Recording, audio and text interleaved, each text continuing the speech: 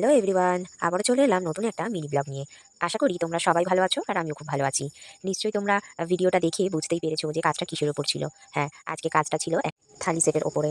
তো আমি প্রথমত বলি, আমি কোনো কলকা আর্টিস্ট না বা এ ধরনের কোনো কাজ করে থাকি না। তো আমার যদি কোনো প্রকার ভুল ত্রুটি হয়ে থাকে তাহলে অবশ্যই তোমরা আমাকে কমেন্টে জানিও।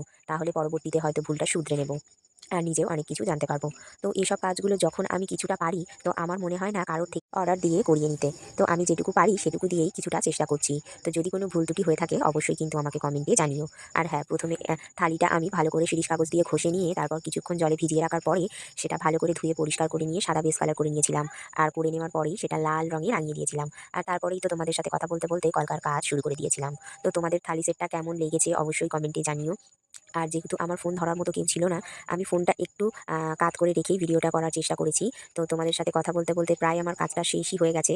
আমি যেকোনো জিনিস কিনে আনার থেকে নিজের হাতে তৈরি জিনিসটাই আমার বেশি ভালো লাগে। আর আমার মতো কার, কার ভালো লাগে অবশ্যই জানিও।